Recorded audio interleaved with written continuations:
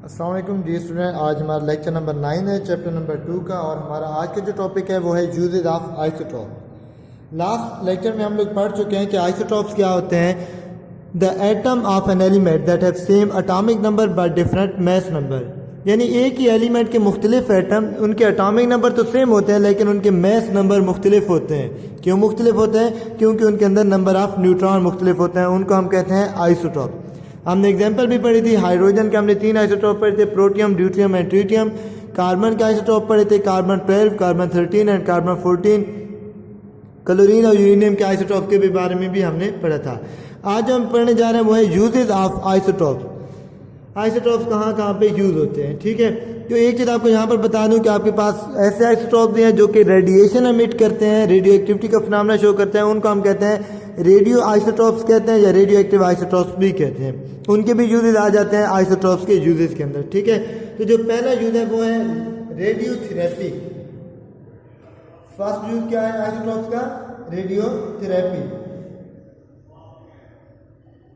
Radiotherapy क्या है कि हम स्किन कैंसर का इलाज करते हैं through the radiation of isotopes, ठीक है। मुख्तलिफ किस्म के डिजीजेस, खासकर स्किन कैंसर के लिए हम क्या चीज़ यूज़ करते हैं? आइसोटॉप्स की रेडिएशन यूज़ करते हैं। अगर आपको स्किन कैंसर हो तो उसके, अल्लाह ना करे आपको स्किन कैंसर हो, जनरली अगर स्किन कैंसर होता है तो उसके लिए हम क्या करते हैं? फास्फोरस 32 एंड स्ट्रोंशियम 92, इसके हम रेडिएशन, स्ट्रोंशियम 90 के हम रेडिएशन थ्रो करते हैं, ठीक है। अगेन आई एम सॉरी, मैं ये नहीं कह रहा था अल्लाह ना करे कि आपको कैंसर हो, मतलब कि अगर किसी को कैंसर है तो उसके लिए जो हम यूज़ करते हैं वो हम फास्फोरस 32 यूज़ करते हैं या फिर स्ट्रोंशियम 90 आइसोटॉप की रेडिएशन थ्रो करते हैं स्किन कैंसर के लिए। उसकी रीज़न क्या है कि ये जो आपके पास है फास्फोरस 32 हो गया और स्ट्रोंशियम 90, ये जो रेज एमिट करते हैं वो क्या है? लेस पेनिट्रेटिंग रेज एमिट करते हैं। मतलब ये कि अगर हम इनकी रेडिएशन को थ्रो करते हैं तो वो जस्ट स्किन तक ही जाते हैं, स्किन के अंदर पेनिट्रेट नहीं कर सकती।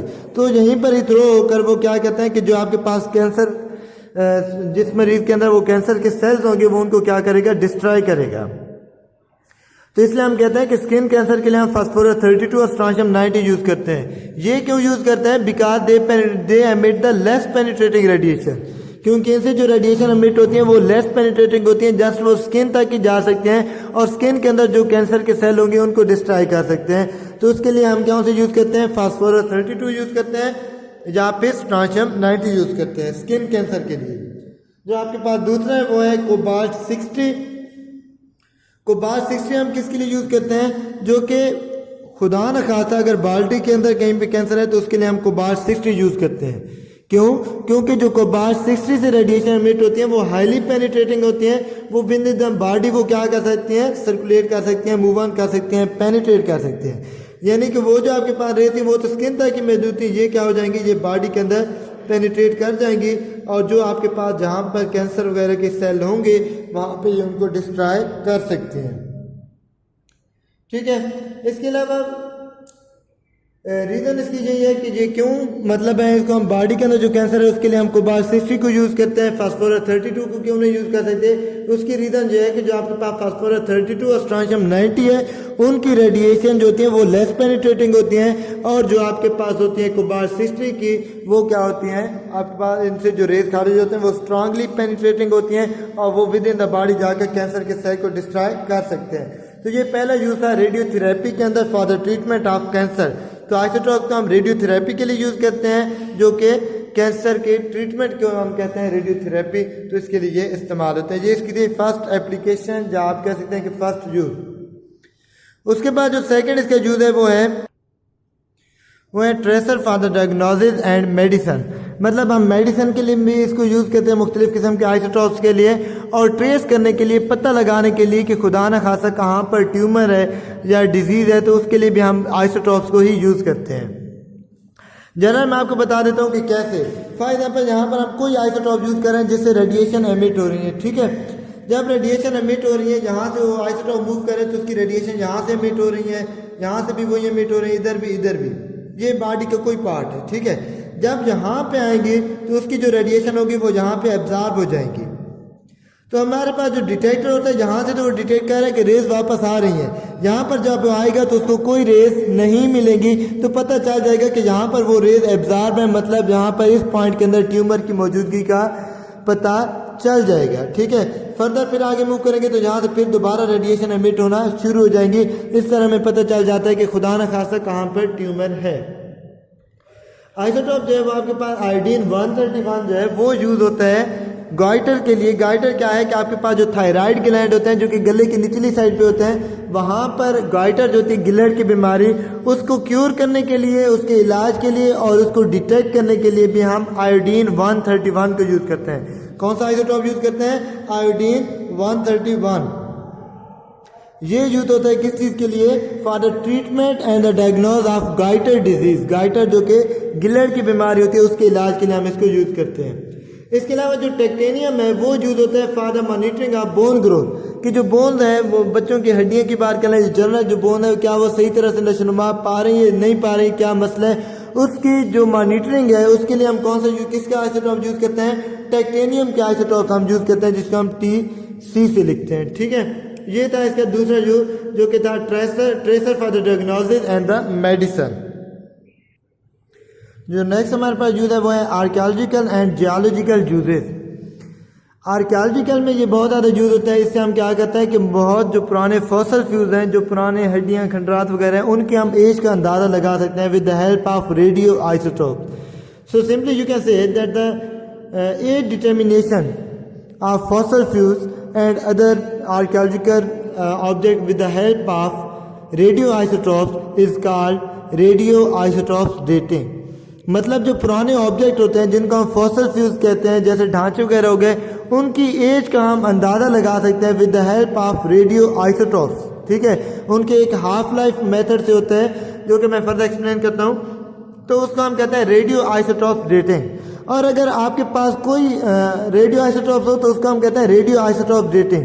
लेकिन अगर हम कार्बन 14 की वजह से उसका एज डिटर्मिनेशन करें, एज डिटरमाइन करें कि वो फॉसल फ्यूज कितनी एज का है, कितना पुराना है, उसको हम कहते हैं कार्बन डेटिंग। यानी age determination of fossil fuels with the help of carbon 14, उसको हम कहेंगे carbon dating. And the age determination of fossil fuels with the help of radio isotopes कहेंगे तो वो आपके पास होगा रेडियो आइसोटोप्स डेटिंग होगा। ठीक है, इसके लिए हम पहले बात करते हैं कि हाफ लाइफ क्या होती है। इसको मैं थोड़ा समझाने के लिए बैकग्राउंड इन्फॉर्मेशन में जाऊंगा। तो हाफ लाइफ क्या होती है? हाफ लाइफ आपके पास एक टाइम पीरियड होता है जिसके अंदर जो आपके पास आइसोटोप जो कोई भी आपके पास एलिमेंट है उसकी अमाउंट हाफ रह जाती है। फॉर एग्जाम्पल मैं कहता हूँ कि कार्बन 14 है, उसकी हाफ लाइफ आपके पास है 1400 ईयर है। लेट्स सपोज मैं कहता हूँ कि 1400 ईयर 1400 साल उसकी क्या है? हाफ लाइफ है। इससे मुराद यह है कि अगर आपके पास 100 ग्राम कार्बन मौजूद हो, कार्बन 14, तो जब 1400 ईयर पास होंगे तो इसकी अमाउंट कितनी रह जाएगी? 15 ग्राम रह जाएगी। ठीक है, और फिर जब आपके पास 1400 ईयर पास होंगे तो ये 50 का भी हाफ रह जाएगी, 25 ग्राम रह जाएगी। फिर जब नेक्स्ट 1400 गुजरेंगे तो ये कितनी रह जाएगी? 12.5। तो वो टाइम पीरियड जिसके अंदर कोई भी एलिमेंट है उसकी अमाउंट हाफ रह जाए उसको हम कहते हैं हाफ लाइफ। अब हमें पता है कि कार्बन की जो हाफ लाइफ है वो कहते हैं कि हम लेट्स सपोज 1400 ईयर्स है। अब आपने ये देखना है कि आपके पास कोई एक सब्सटेंस है जो कि अभी प्रेजेंट है। फॉर एग्जाम्पल मैं कहता हूँ कि कोई भी जानवर है उसके क्या है स्कल की बात कर लेते हैं, जो उसके ढांचे की बात कर देता हूँ। मेरी ड्राइंग इतनी अच्छी नहीं है, लेट्स सपोज कि ये आपके पास कोई एक स्कल है जो नॉर्मल है, जो कि ठीक ठाक है। इसके अंदर मैं कहता हूँ कि कार्बन की जो अमाउंट है वो कितनी है? मैं लेट्स सपोज कहता हूँ कि आपके पास है 20 ग्राम है, जो नॉर्मल है, जो कि प्रेजेंट है, ये फॉसल फ्यूज नहीं है। अच्छा जी, आपको एक और मिला है जो कि स्कल मिला है, वो किसी उसका और एनिमल का कह लें, उसके अंदर जब आपने कार्बन की अमाउंट देखी तो वो आपके पास कितनी रह गई है? वो आपके पास रह गई लेट्स सपोज मैं कहता हूँ कि 5 ग्राम रह गई है। अब आपने अंदाजा करना है कि ये जो स्कल है ये कितने अर्सा पुराना है। तो आप देखेंगे कि जो 20 का हाफ है वो कितना होता है? 10 होता है। फिर 10 का हाफ कितना होता है? 5 होता है। तो मतलब आम रूटीन के अंदर 20 होता है और जो आपको मिला है उसके अंदर है 5 ग्राम। तो इसका मतलब है कि एक हाफ लाइफ उसकी गुजर चुकी है, मतलब 1400 ईयर जहाँ से गुजर चुके हैं, फिर 1400 ईयर जहाँ से गुजर चुके हैं। तो आप ये अंदाज़ा कर सकते हैं कि ये एटलीस्ट 2800 ईयर्स क्या है? ओल्ड है। ये मैं जनरल एग्जांपल कह रहा हूँ, एग्जैक्ट वैल्यू जो आपके पास 1400 ईयर में भी ना हो कार्बन 14 की, तो आपको ये समझाने के लिए कि किस तरह एज का अंदाज़ा लगा सकते हैं कि उसकी 2 हाफ लाइफ गुजर चुकी हैं, तो मतलब उसकी कितना, ये जो स्कल है ये एटलीस्ट 2800 ईयर्स ओल्ड है, तकरीबन 2800 साल ये पुराना है। इस तरह हम मुख्तलिफ फॉसिल फ्यूल्स, हड्डियाँ या और जो ऑब्जेक्ट हमें मिलते हैं आर्कियोलॉजिकल पर्पज, तो वहाँ पे हम क्या कर सकते हैं कि उनकी एज का अंदाज़ा लगा सकते हैं with the help of carbon 14। और with the use of carbon 14 अगर हम उनकी एज का अंदाज़ा लगाएंगे तो उसको हम क्या कहेंगे, उसको हम नाम देते हैं कार्बन डेटिंग का। ठीक है, ये था आपके पास अनदर यूज ऑफ आइसोटोप, जो कि आपके पास किस चीज़ का, for the archaeological and geological uses, for the archaeological and geological purpose. ठीक है जी। नेक्स्ट जो हमारा यूज है वो है chemical reaction and structure determination with the help of isotopes. हम केमिकल रिएक्शन के मैकेनिज्म के बारे में पता लगा सकते हैं कि वो किस तरह आपस में केमिकली रिएक्ट करते हैं, और दूसरा जिस जगह पे वो रिएक्शन करते हैं उस जगह का स्ट्रक्चर कैसे है, ये भी हम इन्हीं की मदद से पता लगा सकते हैं। फॉर एग्जाम्पल जो आपके पास कार्बन 14 है, हम इससे क्या चीज़ बना लेते हैं, हम इससे बना लेते हैं कार्बन डाइऑक्साइड। ठीक है, उस कार्बन डाइऑक्साइड को हम क्या कर सकते हैं कि किसी भी प्लांट के अंदर क्या कर देते हैं, एंटर कर देते हैं। ये प्लांट का लीव है, इसके अंदर आप ये जो कार्बन डाइऑक्साइड जब एब्जॉर्ब होगी तो वो ऑटोमेटिकली कार्बन 14 वाली ही होगी। तो जहाँ जहाँ पे वो कार्बन 14 या कार्बन डाइऑक्साइड मूव करेगी, हमें उसकी रेस से पता चल जाएगा कि अब जहाँ पर कार्बन 14 जो है वो मूव कर रही है। ठीक है, उसकी मूवमेंट से हमें ये तो भी पता चलेगा कि वो कहाँ कहाँ पे मूव करे। इसके अलावा जहाँ पर वो केमिकल रिएक्शन करेगी, हमें इसका भी पता चल जाएगा कि इस पॉइंट पर वो केमिकल रिएक्शन कर रही है। इसके अलावा जिस जगह पे वो केमिकल रिएक्शन कर रही होगी उस जगह का भी हमें पता चल जाएगा कि उसका मैकेनिज्म क्या है, उसका स्ट्रक्चर क्या है। ठीक है, तो जिस तरह हम कहते हैं कि कार्बन डाइऑक्साइड जो है ये वाटर के साथ रिएक्शन करती है और क्या चीज़ बना लेती है, ग्लूकोज बना लेती है, C6H12O6 बना लेती है। तो हमें ये भी पता चल जाएगा कि ये कहाँ पे रिएक्शन कर रही है और कैसे रिएक्शन कर रही है। इसके अलावा जिस पॉइंट पे वो रिएक्शन कर रही है वो पॉइंट किस तरह का है, उसका स्ट्रक्चर किस तरह है। तो with the help of isotope, खासकर कार्बन 14 से हम केमिकल रिएक्शन का भी पता लगा सकते हैं और स्ट्रक्चर का भी पता लगा सकते हैं। ठीक है जी। उसके बाद जो सबसे अहम और बहुत ही मतलब है कि इम्पॉर्टेंट है वो है application in the power generation. मतलब हम इससे इलेक्ट्रिसिटी प्रोड्यूस करने के लिए भी हम आइसोटोप को यूज़ करते हैं। वो किस तरह, जो नेक्स्ट यूज है वो क्या है, फिशन रिएक्शन के अंदर। फिशन रिएक्शन में क्या होता है कि आपके पास यूरेनियम का आइसोटोप जिसका मास नंबर 235 होता है, यानी यूरेनियम 235।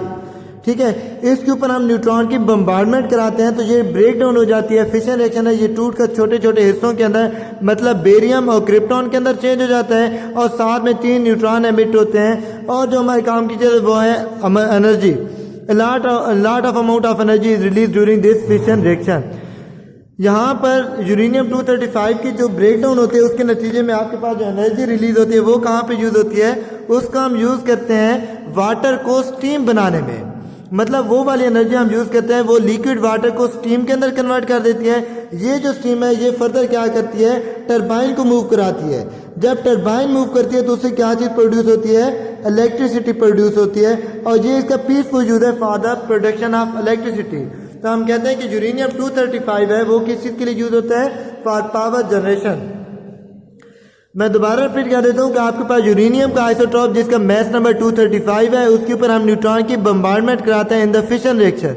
न्यूट्रॉन जब उसके ऊपर बम्बार्ड होता है तो यूरेनियम की ब्रेक डाउन होती है जिसके नतीजे में बेरियम बनता है और क्रिप्टॉन बनता है। ये दो उसके छोटे छोटे टुकड़े होते हैं, साथ में 3 न्यूट्रॉन भी एमिट होते हैं और एनर्जी एमिट होती है। ये जो एनर्जी रिलीज होती है इस एनर्जी को हम यूज करते हैं for the conversion of water into steam. इससे जो वाटर होता है उससे क्या चीज़ बनती है, स्टीम बनती है, भाप बनती है।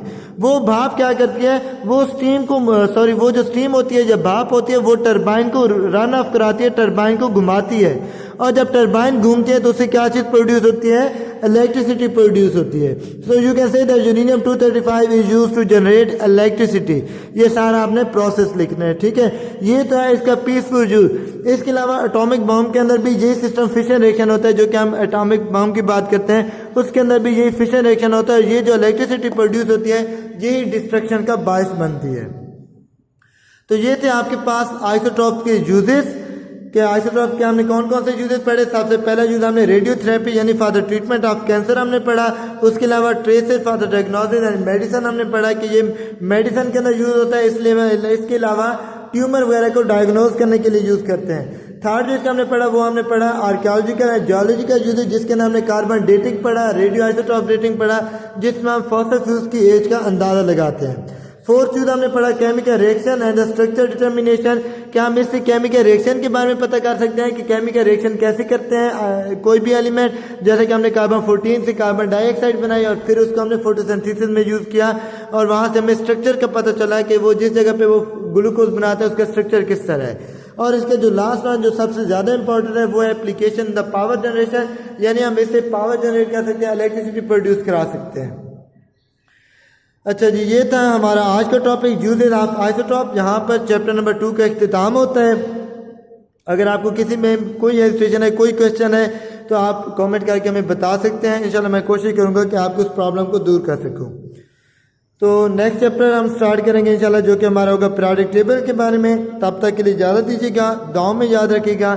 Thank you so very much. अल्लाह हाफिज़।